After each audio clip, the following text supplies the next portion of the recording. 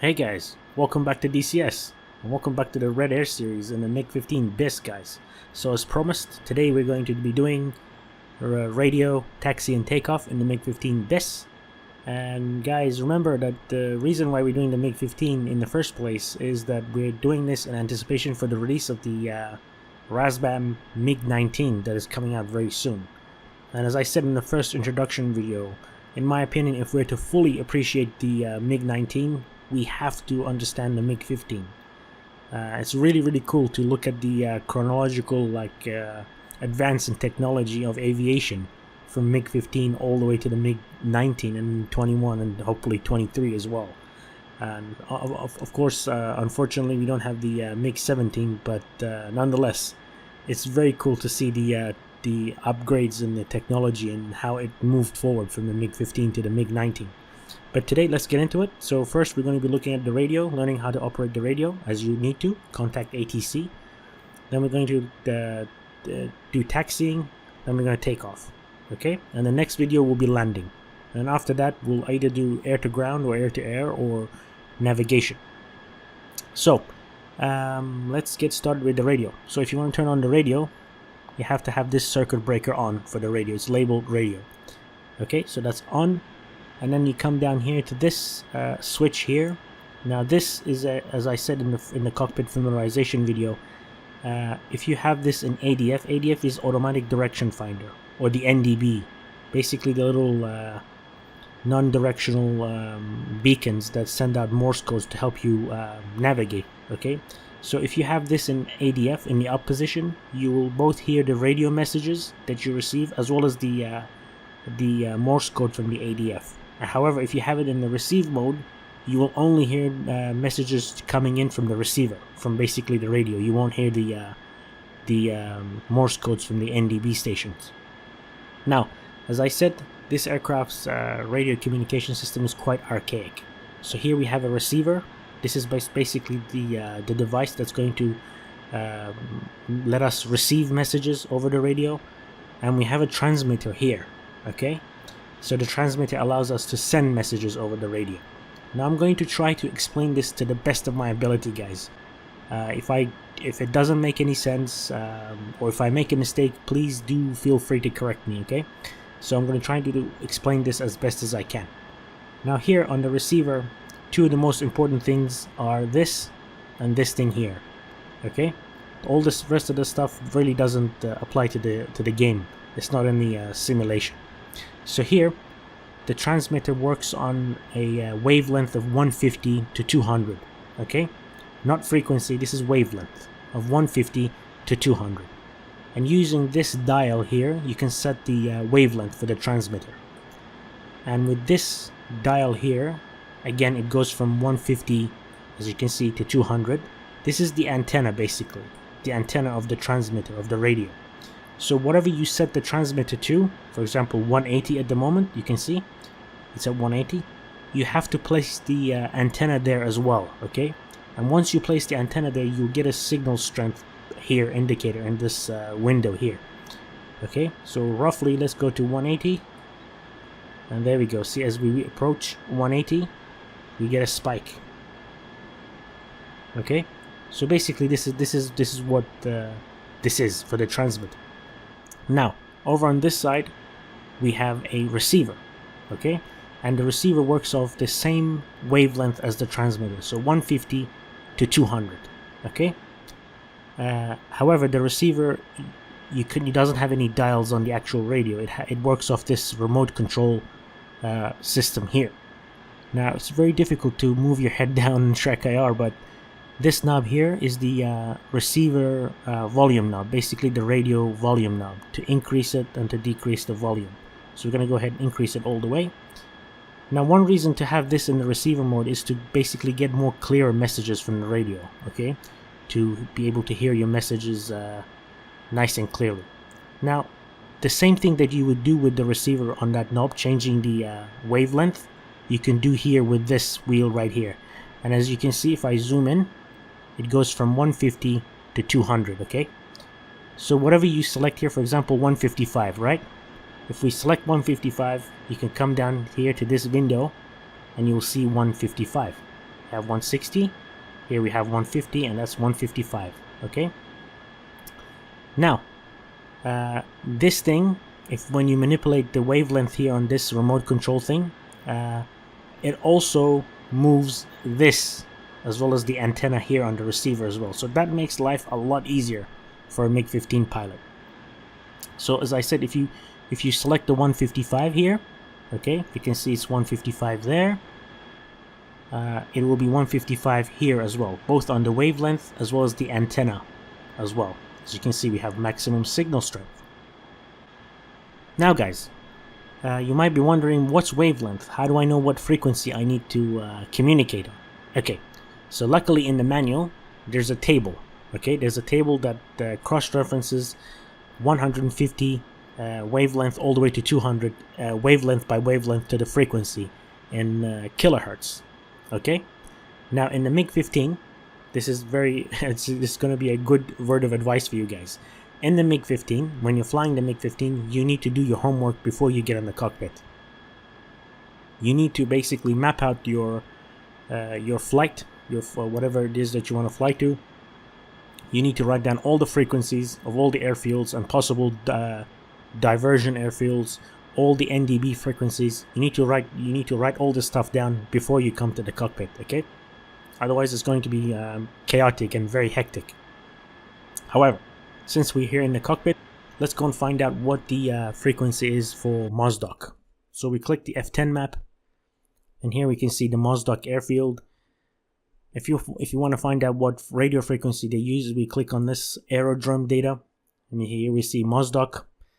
Okay, so we come down here to the ATC. Now the radio in the MiG-15 works off shortwaves. Okay, so you're looking for the smallest number here in any aerodrome ATC frequency. So we got a whole bunch of numbers here. So this one worked, neither this one. The small one will work. So 4.55. Okay. So this is the number that you're going to be looking for the frequency, the smallest number. Okay, so let's go back into the cockpit. So here we are in the cockpit. So we want to dial in 4.55.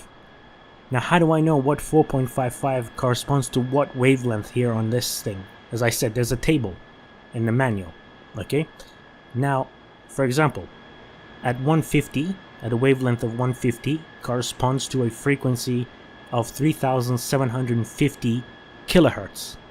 Okay, at 200, which is the maximum 200, the wavelength of 200, it equals to 5000 kilohertz. Now from the table, from the manual, you can see that each one, for example 151, for example, if 150 equals to 3750, then wavelength of 151 will equal to 3775. So each wavelength goes up by 25 kilohertz. Okay, each wavelength goes up by 25 kilohertz. Now this is made, fortunately, a lot easier for us here in this simulation. So if you go onto your keyboard and you hold K, your kneeboard comes up. Basically you get this kneeboard.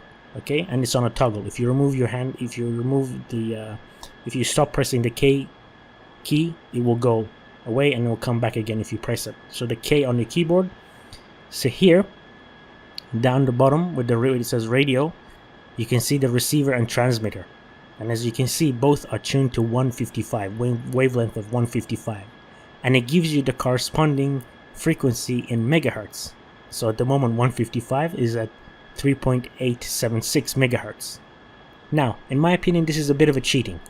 Okay, if you want to get the full immersive experience of the MiG-15 as a normal MiG-15 pilot would, you would write this stuff down beforehand, as I said.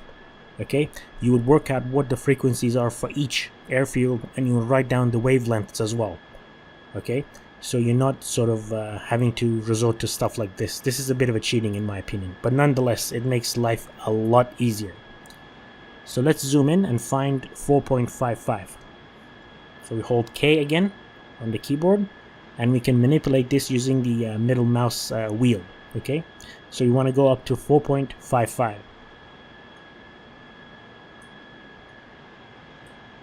4.3, 4.4, 4.52, 5.3, 5.4. There we go. 5.5, 4.55 megahertz. And it is the wavelength of 182. Okay, both receiver and transmitter. And let's check.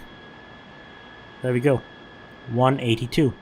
And you can check up here as well, where this arrow is pointing. So 182. And let's have a look at the transmitter as well. What is it? If we can just see it. There we go, 182. As well as the antenna position as well. So you can see we have a good signal strength as well. Now, let's go ahead and contact the ATC. Let's see if they will respond. So we go to ATC. Now to get that radio button, you will have to press this button here. You have to map this to something on your HOTAS keyboard, whatever.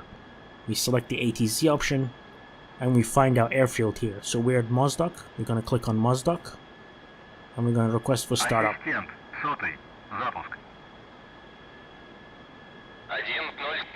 Wow, nice. Excellent. So we communicated with the ATC on the frequency of 4.55 megahertz. Now megahertz is different to kilohertz. The number in megahertz is smaller than the number in kilohertz, obviously. That's pretty cool. So let's request taxi to runway as well.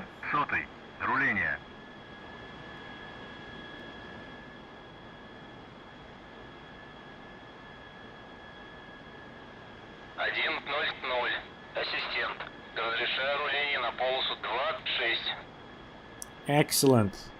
Awesome. So runway 26. We're cleared for takeoff on runway 26. Now I'd like to cage and uncage the artificial horizon.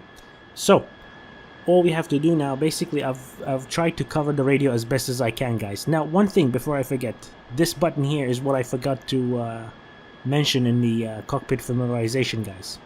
So this here is basically you never want to touch this button unless you're in an emergency. So if you have this switch in the up position, you're going to give extra power to the transmitter. In cases of emergency, it will make the transmitter be able to transmit further out. Okay, you're going to basically be able to transmit on a longer distances. But however, this will basically fry the transmitter. So after giving it more power, the transmitter will die and you will no longer be able to communicate. So only use this in a case of an emergency. And one more thing that I forgot to show you guys is this. We got a little shade kind of a thing, tint for the ASP gun sight. So let's go ahead and ask the ground crew to remove the wheel chocks.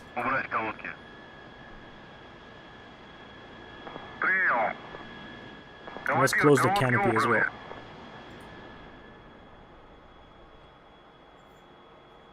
Excellent. Everything is all good. Do a final check. Yep. Okay. So we need to do one thing, guys, and that is to put the flaps down to 20 degrees. Now, as I said, I'll promise to show you guys how this flap handle thing works. So at the moment, it's in the neutral position. Okay, this has 4 positions: up, neutral, 20 degrees, 55 degrees. 55 degrees is for when you come to land, 20 degrees is for when you want to take off. Okay? Now, this is a bit clunky, as I said in the previous video. So, let's move it all the way up. And the stalk for the thing, as I told you guys, the little metal stalk, metal thing, barber pole, is on the left wing. And it's this one right here, that's the indicator for the flaps. So let's retract the flaps. Okay, it's retracted. Now, whenever you retract or do anything to the flaps, you move it up or down, you never want to leave the handle in the up position or any of the other positions. You want to bring it down to neutral so you don't waste hydraulic pressure. If you leave it in any other positions, you will lose hydraulic pressure. You're just going to be wasting hydraulic pressure for no reason. Okay, so you want to bring it to the neutral position. Now, if you want to go, for example, you're trying to land and you want to go to 55 degrees. You cannot just put the flaps down to 55 degrees. you have to first go to 20. Leave it there for 1 to 2 seconds, then go up to 55. And let's say you're at 55, right? And you're aborting a touchdown. You want to go around. You have to do a go around. You cannot go from 55 degrees to 20 degrees. You have to go 55 degrees all the way back up to flaps full retracted, then come back down to 20 degrees. Okay? So it's a bit clunky. So we're at 20 degrees now. Let's confirm with the barber pole. Yep, there we go. We're at 20 degrees. We're going to move this up to neutral. Now it's the same thing with the landing gear. When you retract the landing gear, obviously it has 3 positions: retracted, neutral, and extended. When you retract your landing gear, right, when you have this in a retracted position, the aircraft automatically applies wheel brakes to all 3 wheels, okay, to stop them from moving. And it will continue to apply brake pressure as long as this landing gear lever is in the retracted position. And what's that going to do? That's going to use your compressed air reserves here. So as soon as you retract the landing gear, you want to bring it down to neutral. Same thing with extending. So you've extended the landing gear, great, then move it back into the neutral position, okay? And it's got this little locking tab for when you're on the ground. You got to remember that too. So let's turn on our navigational lights and our landing lights, or front light, whatever. So we're all good to go. Wheel chucks are off. Now, as I said, you got this braking lever thing here, and if you look at this gauge over here, it shows you the amount of brake pressure that you have. Okay, and if you want to turn, we'll turn using differential braking. So let's say I want to turn left. Okay, as we're going, we want to turn left. We'll hold this, and then we'll go left rudder, and then the aircraft will turn. So let's go ahead and get started. Let's get rolling. So the aircraft will move. We'll hold the brakes. The aircraft will begin to move at around 6,000, 5.5 to 6,000 RPM. There we go. So it begins rolling. You wanna put the engine RPMs at about 5,500, and each time you roll out, you want to do a brake check. Okay, you want to roll, and you want to hold the brakes. Okay, so let's bring it down to 5,500 RPM. So now I'm applying left rudder, but I'm just tapping the brakes when we're turning.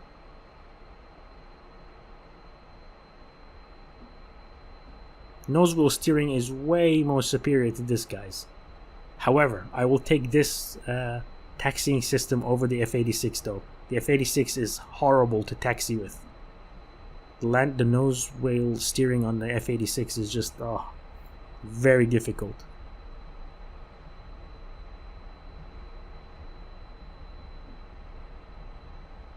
So everything is good.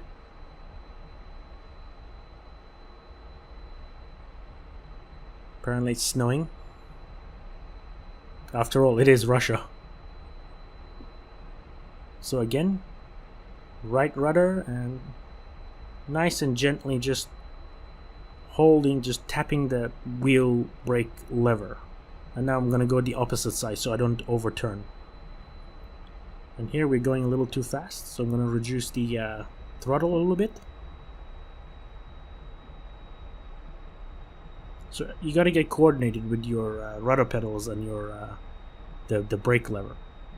And yes, you can run out of brake pressure. You can run out of compressed air. Although I have never run out of compressed air, to be honest. So we'll hold short of the runway. And we will go ahead and contact ATC. We'll contact ATC and request takeoff. Mozdok, request takeoff. 100, взлет. 100, ассистент. Взлет по готовности. Отход по схеме на 300 по давлению.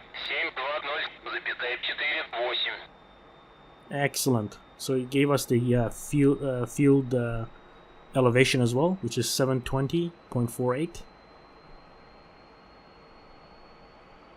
Okay. There we go. So we're cleared. Gonna do a final check, make sure that there's no one around. Obviously, no one is around here. But if you're in a multiplayer server, you need to watch out. So we want to line up the aircraft to the center of the runway.